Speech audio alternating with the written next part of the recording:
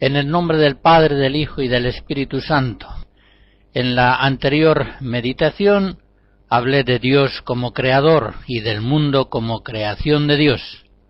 En esta vamos a contemplar a Dios en su acción providente sobre las criaturas. Como dice el Catecismo en el número 301, realizada la creación, Dios no abandona a su criatura a ella misma. No sólo le da el ser y el existir, sino que la mantiene a cada instante en el ser. Le da el obrar y la lleva a su término. Es esta una verdad de fe formidable, sin la cual no podemos adentrarnos en la contemplación de la providencia divina. Esa misma convicción de la fe cristiana la expresaba también el Concilio Vaticano I en una breve frase: todo lo que Dios creó, con su providencia lo conserva y lo gobierna. El Catecismo Romano nos asegura que Dios no sólo conserva y gobierna las cosas que existen, sino que también impulsa con íntima eficacia al movimiento y a la acción a todo cuanto en el mundo es capaz de moverse o actuar, no destruyendo, sino previniendo la acción de las causas segundas. Dios es, pues, la causa universal que conserva a las criaturas en el ser y mueve el universo y cada una de sus criaturas. Y si Dios es amor, hemos de decir que el amor de Dios es el que conserva y mueve el universo entero. Él es el que hace crecer las plantas. Él es el que impulsa los astros en sus órbitas. Él es el que causa en el hombre la acción de su propia libertad. ¡Qué grandioso misterio! El Creador manteniendo siempre las criaturas en el ser y en el obrar. El Catecismo actual de la Iglesia, en el número 308, dice: Dios actúa en las obras de sus criaturas. Él es la causa primera, que opera en y por las causas segundas. El Espíritu Santo abra los ojos de nuestra alma y dilate nuestro corazón para hacerlo capaz de tan grandes verdades. Dios coopera al movimiento de todas las criaturas no libres. Los fenómenos naturales, químicos, vegetativos, astronómicos, todos en su cadencia siempre igual, necesaria, no reciben su explicación última de la eficacia de unas ciertas leyes químicas, vegetativas, astronómicas, como si estas leyes fueran misteriosas personalidades anónimas, causantes de la armonía del cosmos. La fe cristiana, partiendo de la revelación bíblica, tiene una visión muy diferente de las cosas. Dios mismo, el Señor del universo, Él es la íntima ley de cada criatura.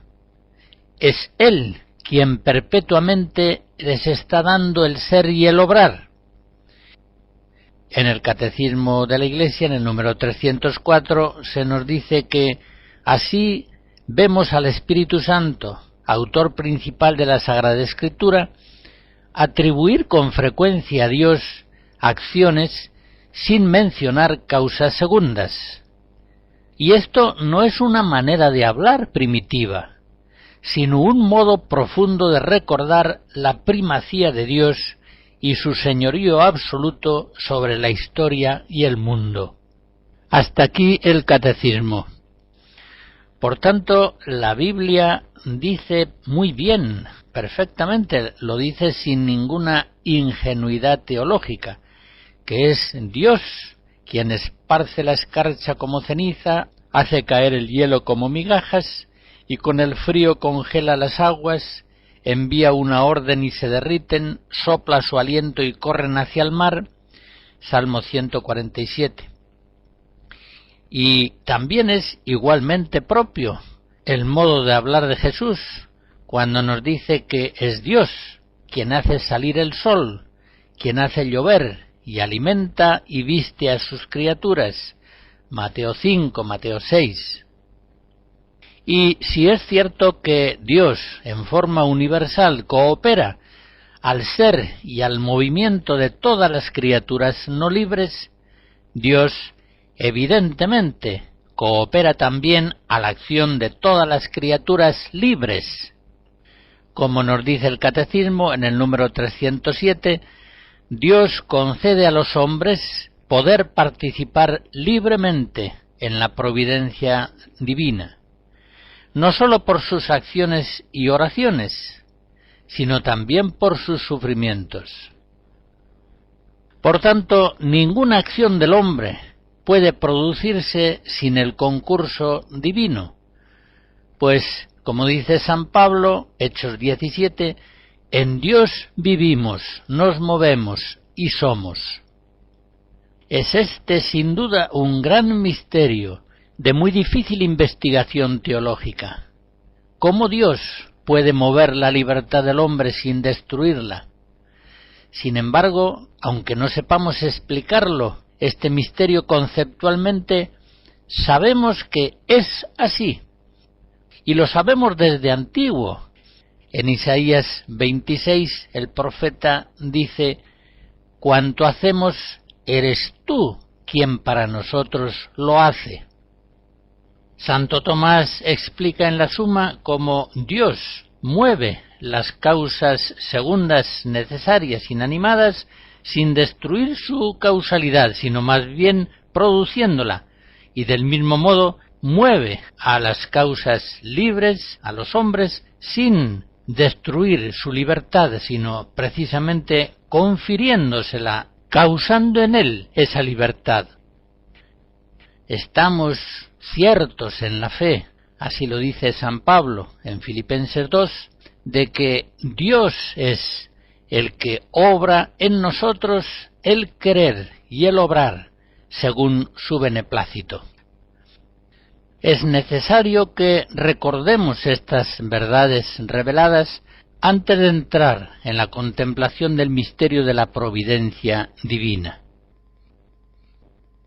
Escuchamos a Béla Bartók en su música para cuerda, percusión y celesta. Partiendo de las premisas de fe que hace un momento recordaba, podemos afirmar que la providencia divina es el gobierno de Dios sobre el mundo. Es la ejecución en el tiempo del plan eterno de Dios sobre la creación. Por tanto, ningún suceso, grande o pequeño, bueno o malo, ninguno sorprende el conocimiento de Dios o es capaz de contrariar realmente la voluntad divina. Y en este sentido, todo cuanto sucede es providencial. Pensar que la criatura pueda hacer algo que se le imponga a Dios, aunque éste no lo quiera, es algo simplemente ridículo. Dios es omnipotente. La creación nunca se le va de las manos, en ninguna de sus partes. Tal posibilidad es inconcebible para una mente sana. Por otro lado, la armonía del orden cósmico es la manifestación primera de ese misterio admirable de la providencia divina. Es una armonía asombrosa, es un milagro permanente. No sería en absoluto explicable la permanencia a lo largo de los siglos de los órdenes naturales sin una suprema y eficaz inteligencia ordenadora. Cada una de las criaturas es contingente, no tiene un ser necesario, ni tampoco es capaz de actuar en forma autónoma. Por tanto, esa miríada de actos que a lo largo de los siglos son realizados por seres contingentes no puede por sí misma explicar el orden del universo. Santo Tomás en la Suma reflexiona diciendo que los seres creados sin conocimiento no pueden tender a un fin si no es bajo la dirección de otro ser consciente e inteligente, como la flecha que es lanzada por un arquero.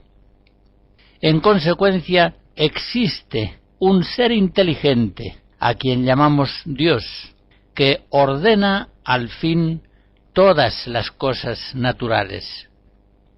Y vuelvo a decir que este dominio de la providencia sobre el dinamismo de todas las criaturas se extiende también, evidentemente, a los actos libres de los hombres, y en este sentido toda la historia humana es providencial, tanto la historia de los pueblos como la de cada hombre. San Pablo en Romanos 8 nos dice: sabemos que Dios hace concurrir todas las cosas para el bien de los que le aman. A veces la historia nos podrá parecer un cuento absurdo contado por un hombre loco, pero todo tiene un sentido profundo. Nada escapa al gobierno providente de Dios, un gobierno lleno de sabiduría, de amor, de bondad. Esta es, sin duda, una de las principales revelaciones de la Sagrada Escritura, y merece la pena advertir que es una de las verdades primeramente reveladas en la historia de la salvación.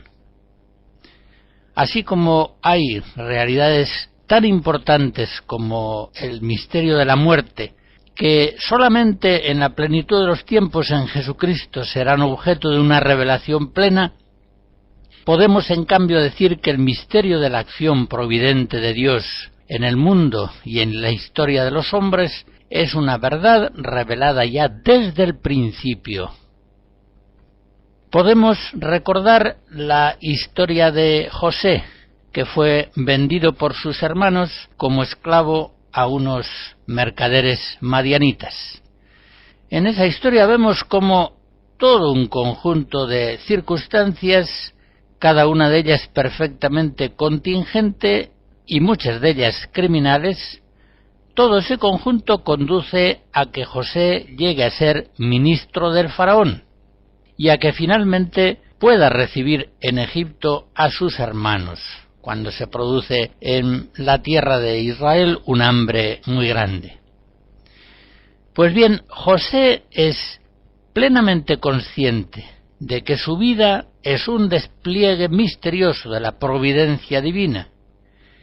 Y así, en Génesis 45, leemos que José dice a sus hermanos: «No sois vosotros los que me habéis traído aquí, es Dios quien me trajo y me puso al frente de toda la tierra de Egipto». Por tanto, José experimenta su historia personal como el despliegue de una providencia amorosa de Dios en favor de su pueblo elegido. O recordemos la historia de Jesús, del cual dice San Pedro en su primera carta, capítulo 1, que fue preconocido antes de la creación del mundo y manifestado al fin de los tiempos por amor a nosotros. Pues bien, Jesús entiende su vida como el cumplimiento continuo de las antiguas profecías de Dios, es decir, la entiende como el despliegue permanente de un plan divino, y concretamente en lo que se refiere al misterio de su cruz. Se acerca a su hora, a la hora de la cruz, libremente, y hacia ella avanza con paso firme, para que se cumplan en todo las predicciones de la Escritura. Lucas 24.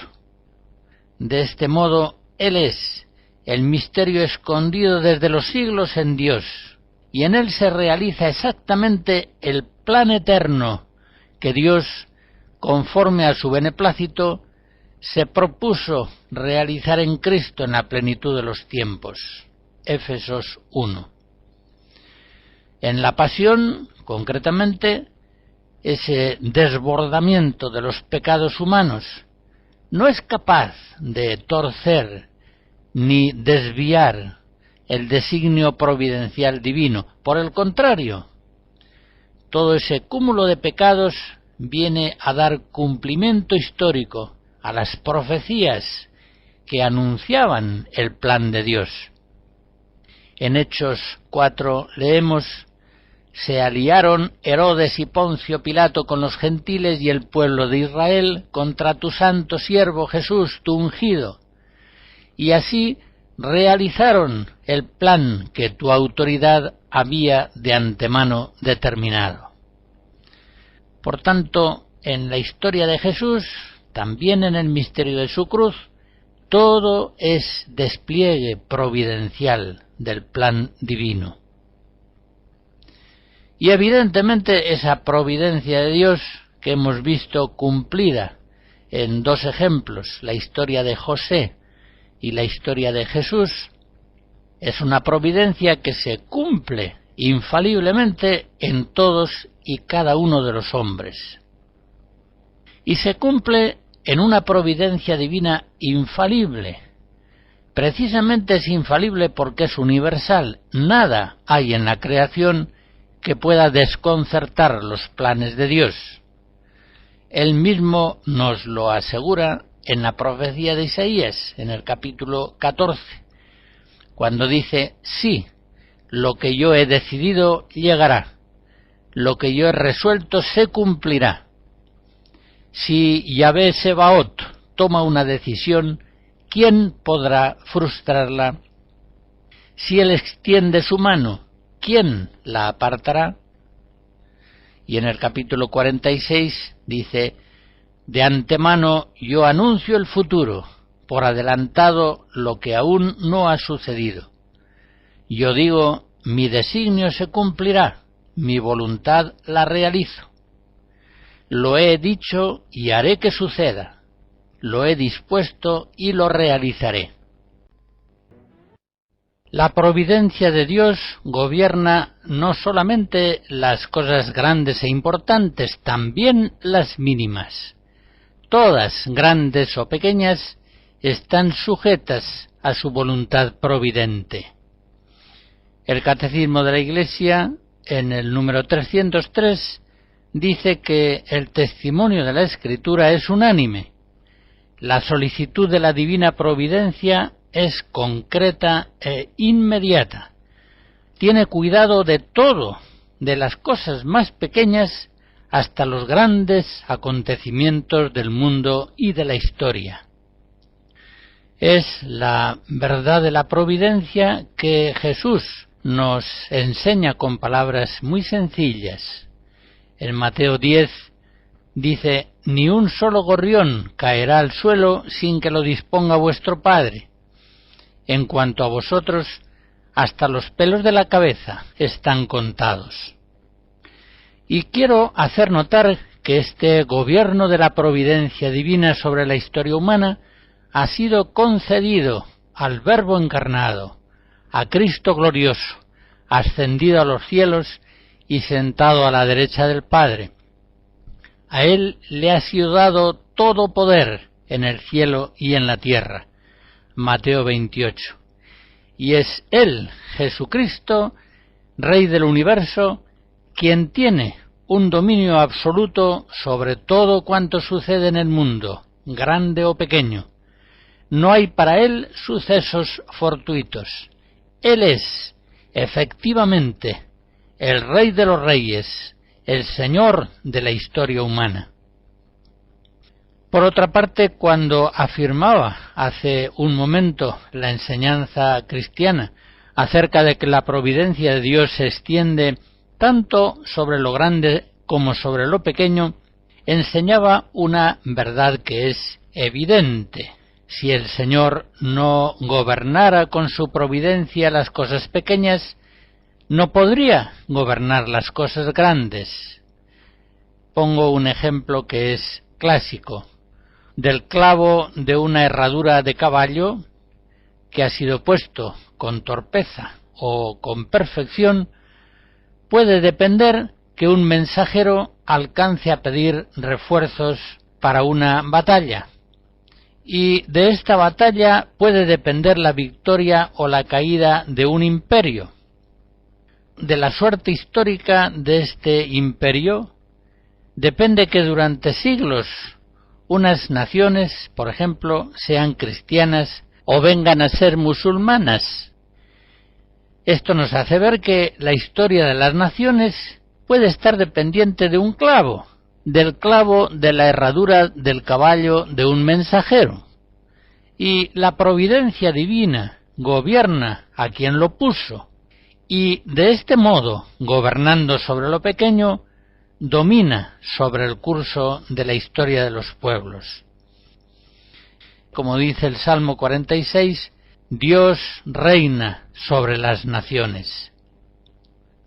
Es este un gran misterio, y los misterios, más que para ser explicados, son para ser contemplados, para ser creídos. El justo vive de la fe, y la fe se apoya en la revelación divina, en la palabra de Dios, no tanto en las explicaciones que puedan dar de los misterios los filósofos o los teólogos. Sabemos por la fe que todo lo que sucede es voluntad de Dios, positiva o permisiva. Como dice el Salmo 113, Él cuanto quiere lo hace. Y en Romanos 9, ¿quién puede resistir a su voluntad? Sabe Dios perfectamente cuál es el bien que promueve y cuál el mal que permite en vistas de un bien mayor. Cuando San Pablo dice, en una frase que acabo de citar, todas las cosas concurren al bien de los que aman a Dios, San Agustín añade, incluso los pecados. Efectivamente, también el pecado de los hombres realiza indirectamente la providencia de Dios. La realiza indirectamente y culpablemente, por supuesto. La muerte de Cristo, producida por causas segundas, ciertamente contingentes, la traición de Judas, la cobardía de Pilatos, la ceguera de la sinagoga, factores todos ellos que en principio pudieran haber sido muy distintos, esa muerte de Cristo no se produjo porque se torcieron las cosas, porque coincidieron unos cuantos personajes nefastos. No podemos pensar que si hubiera tocado en suerte otro procurador romano u otro sumo sacerdote, el final de la vida de Jesús hubiera sido muy distinto, no hubiera terminado en la cruz. La Sagrada Escritura nos dice que la muerte de Cristo se produjo según los designios de la presciencia de Dios, Hechos 2. Y nos dice también que los judíos que no reconocieron a Jesús, al condenarlo, cumplieron las profecías, Hechos 13. Hemos de afirmarnos, pues, en esta grandiosa verdad de la fe cristiana. Todas las cosas, grandes o pequeñas, meritorias o culpables, son gobernadas por la providencia de Dios.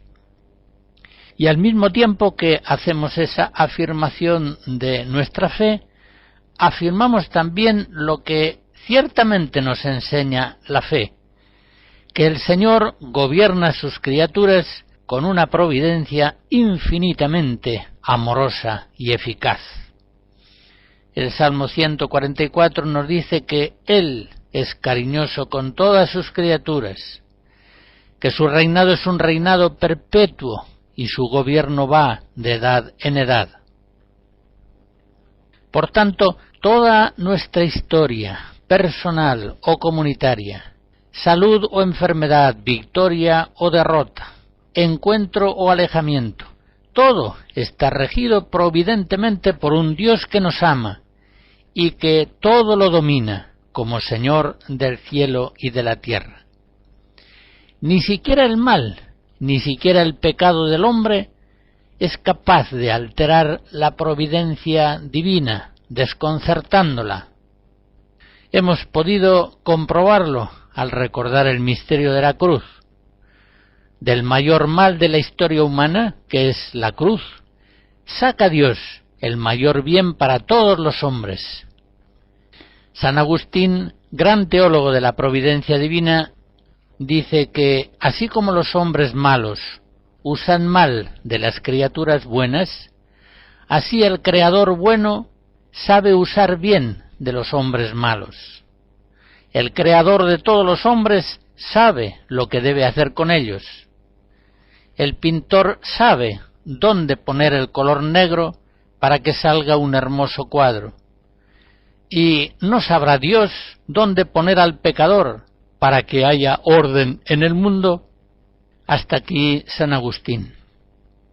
El hombre ciertamente ignora los designios concretos de la providencia. Son para él un abismo insondable, inexplicable. Romanos 11. Muchas veces los pensamientos y caminos de Dios no coinciden con los pensamientos y caminos de los hombres. Isaías 55. Por eso, en este mundo, el creyente camina en una fe oscura y en una esperanza cierta, y se confía a la providencia divina en un abandono completo, total, incondicional. Sabemos por la fe que hasta los males aparentemente más absurdos y lamentables son únicamente pruebas providenciales que el Señor dispone para nuestro bien. Es de este modo como el Señor nos purifica del pecado con penas medicinales. Es así como hace que nuestras virtudes, asistidas por su gracia y con ocasión de esas pruebas, se pongan en tensión y realicen esos actos intensos por los cuales ellas, las virtudes, crecen. El Señor, nos dice la Escritura, nos purifica y perfecciona, poniéndonos a prueba como el oro al fuego del crisol. Es esta una enseñanza muchas veces dada en los libros sagrados. No podemos afirmar la verdad sin rechazar aquellos errores que les son contrarios. Los errores sobre la providencia divina son muy frecuentes y diría yo que especialmente hoy. Concretamente, muchos hoy niegan la providencia de Dios sobre lo mínimo. Pongo un ejemplo. Que el conductor de un coche advierta a tiempo un peligro, que los frenos respondan adecuadamente. Eso solo depende de causas segundas, dependen del conductor, de la resistencia de un material, de la habilidad de un mecánico que preparó el coche, pero no depende de Dios, no depende de su gobierno providente en absoluto. Por tanto, que esta persona permanezca tetrapléjica no es algo que debe estar integrado dentro de un plan providente de Dios, sino que debe ser atribuido exclusivamente a fallos humanos o a fallos mecánicos. Pues bien, esta concepción es absolutamente errónea, inconciliable con la fe cristiana en la providencia. No es un pensamiento progresivo, más bien supone un torpe regreso a la ignorancia antigua de los filósofos. Cicerón, por ejemplo, decía dii magna curan, parva negligunt, es decir, los dioses cuidan de las cosas grandes, pero no se ocupan de las pequeñas. En esa visión el Señor queda reducido a mero espectador distante e impotente de la historia del hombre concreto o de la historia de los pueblos. Ninguna intervención divina cabe esperar en un orden mundano que se queda cerrado en sí mismo de forma hermética. Por eso la oración de súplica en esta visión es completamente inútil, y la aceptación de lo que providencialmente sucede, por ejemplo, quedarse para siempre en una silla de ruedas, no es docilidad a la voluntad amorosa de un Dios providente, sino simplemente resignación estoica a unas circunstancias inevitables. Bien, ya se comprende que todo esto implica un completo rechazo de la revelación bíblica sobre la providencia. No muere un pajarito sin la voluntad de Dios. No se queda un hombre tetrapléjico para siempre en una silla de ruedas sin la voluntad amorosa de un Dios providente que está buscando su bien. Pero vengamos a otro error.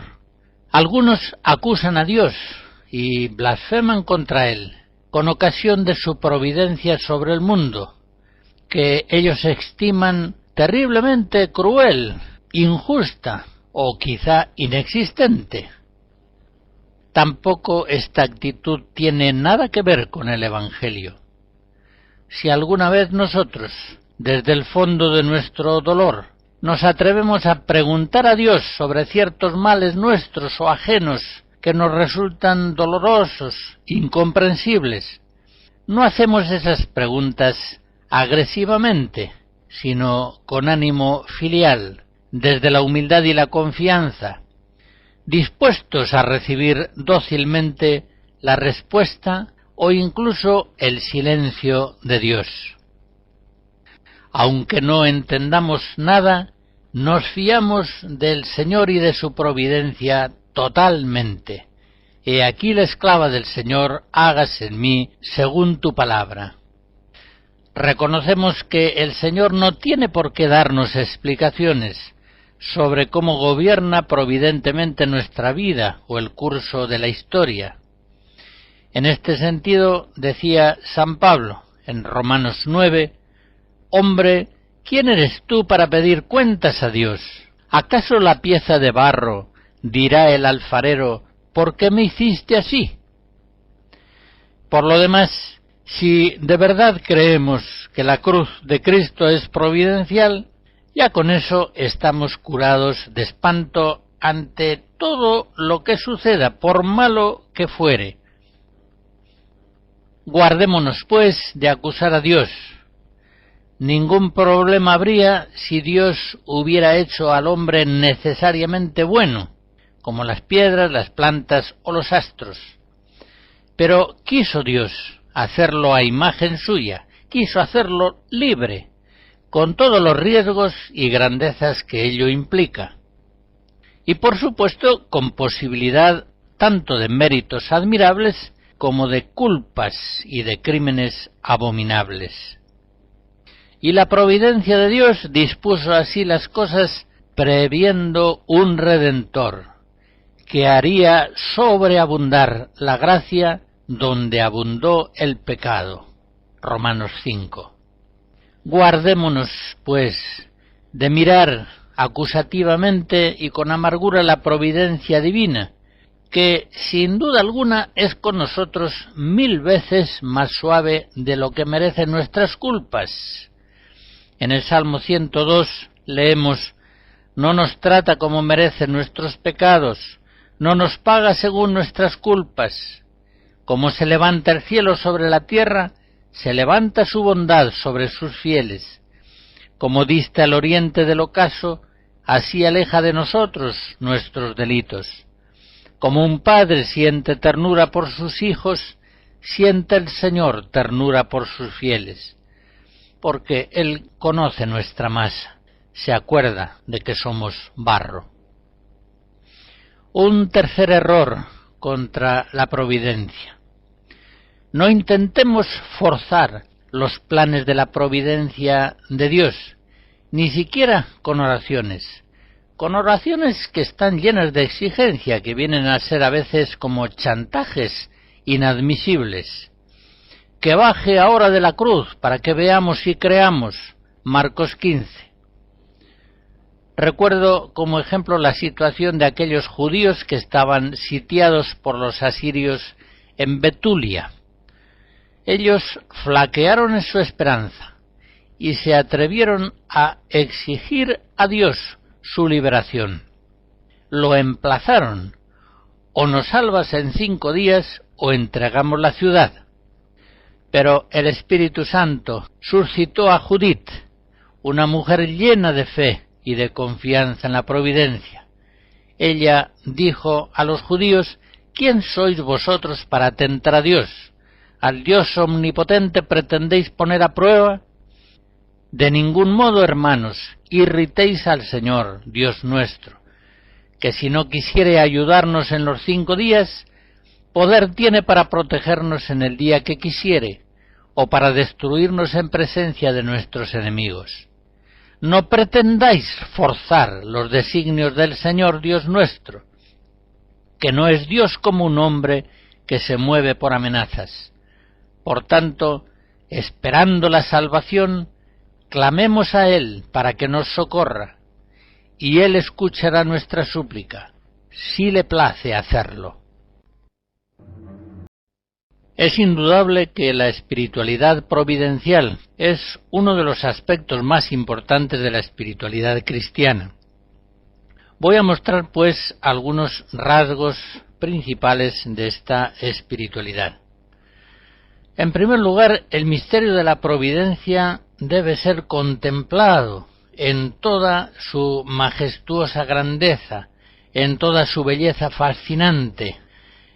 Eso sí, contemplar no es comprender. Muchas veces no entendemos los designios de la providencia divina, pero el justo vive de la fe, y la fe nos asegura que son siempre designios de amor y de misericordia. Ese ejemplo que se suele poner y que es bien gráfico: un tapiz que un obrero está tejiendo y diseñando en él unas figuras muy bellas. Visto desde la parte del obrero, solamente se alcanza a ver una maraña de hilos. Será preciso pasar al otro lado para ver el tapiz con sus figuras y con toda su belleza. Así sucederá con los creyentes. Cuando pasemos con el favor de Dios a la otra vida, entonces entenderemos los designios amorosos de Dios en la historia de los hombres, y contemplaremos con asombro y con alegría la bondad y la hermosura de esos designios divinos. Muchas veces, como digo, no entendemos los designios de Dios. También es cierto que, en términos generales, puede decirse que cuanto más santo, cuanto más espiritual es un cristiano, con más facilidad capta la providencia de Dios sobre su tiempo, sobre las personas y las obras. Un segundo rasgo fundamental de la espiritualidad providencial consiste en ver el amor de Dios en todo lo que sucede. No entendemos nada de lo que pasa si no alcanzamos a ver en ello el amor de Dios en acción. El amor de Dios en acción es la expresión de su voluntad providente, y la voluntad de Dios providente siempre es buena para nosotros. En ese sentido, un buen cristiano no experimenta contrariedades. La palabra contrariedades hace pensar en algo que es contrario a qué. Es contrario a la voluntad del hombre carnal. Pero el hombre espiritual solamente quiere hacer la voluntad de Dios providente minuto a minuto, tal como esa providencia de Dios se presenta, incondicionalmente. Es lo único necesario para él: desarrollar minuto a minuto el plan de Dios sobre él. Por eso, para una persona que ve la mano providente de Dios en todo lo que sucede, propiamente no hay contrariedades. El Salmo 111 nos dice que el justo no temerá las malas noticias, pues su corazón está firme en el Señor. Para él todo es buena noticia, todo es evangelio, todo es voluntad de Dios providente. Un tercer rasgo: Hemos de dar gracias a Dios los cristianos y alegrarnos siempre por los designios de su providencia, y eso sea cual fuere esa providencia en la situación nuestra personal, en la del mundo, en la de la Iglesia en que vivimos. Sabemos que, como dice el Salmo 32, el Señor deshace los planes de las naciones, pero el plan del Señor subsiste por siempre, los proyectos de su corazón de edad en edad. Los cristianos, pues, vivimos tranquilos, sabiendo que nos conduce de la mano por la historia Dios nuestro Padre, a cada uno de nosotros y también a todos los pueblos. Un cuarto rasgo, una confianza serena, ha de caracterizar el corazón de los cristianos, pase lo que pase. El hombre necio y carnal vive en la inquietud, en la ansiedad, se altera por cualquier cosa, es como una caña agitada por el viento. Mateo 11. En cambio, el cristiano sabio y espiritual guarda siempre su alma en la confianza, en un abandono incondicional, en la guía de la voluntad de Dios providente, siempre buena para nosotros.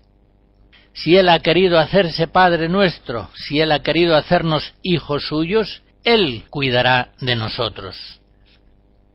Recuerden aquel final de Mateo 6, la parábola de los lirios y los pájaros, como Jesucristo insiste en que no nos preocupemos. ¿Quién con sus preocupaciones añade un palmo a su estatura o un cuarto de hora a su vida? Las preocupaciones no valen para nada. El Padre conoce nuestras necesidades. Bástale a cada día su afán. No os preocupéis por el mañana. Preocuparse, al menos en una forma consentida, es un pecado. Es una ofensa a Dios, de cuya providencia no acabamos de fiarnos. Esta espiritualidad providencial maravillosa es la que guarda a los cristianos en una paz inalterable. Es una confianza en Dios que ha llegado a marcar profundamente la espiritualidad del pueblo cristiano y ha dado lugar a numerosas expresiones en el habla común. Recuerdo algunas: que sea lo que Dios quiera, Dios proveerá, Dios dirá, si Dios quiere, con el favor de Dios, gracias a Dios, así nos convendrá, no hay mal que por bien no venga, todo está en manos de Dios, Dios escribe derecho sobre renglones torcidos, Dios aprieta pero no ahoga, el hombre propone y Dios dispone. Muchos adagios populares son una expresión de la fe en la providencia que ha marcado profundamente el corazón del pueblo cristiano. La espiritualidad providencial causa en nosotros esa paz inalterable y también nos da una absoluta fortaleza y paciencia en las pruebas. Por eso es la espiritualidad providencial la causa fundamental de nuestra alegría. Alegraos, nos dice San Pablo en Filipenses 4, alegraos siempre en el Señor. Vayan las cosas como vayan. Señor Jesucristo, Salvador nuestro, por obra del Espíritu Santo, concédenos la gracia de que nuestra voluntad se una continuamente a la voluntad de Dios providente. No permitas que tengamos ningún plan personal, sino que toda nuestra atención y nuestro empeño se concentren en ir realizando con tu gracia la voluntad del Padre, la voluntad de Dios providente, minuto a minuto de nuestra existencia. Líbranos, pues, de toda voluntad propia, y concédenos hacer la voluntad del Padre siempre y en todo lugar. La bendición de Dios Todopoderoso, Padre, Hijo y Espíritu Santo, descienda sobre ustedes y les guarde siempre. Hemos escuchado Dame de beber, temas de espiritualidad por el Padre José María Iraburu.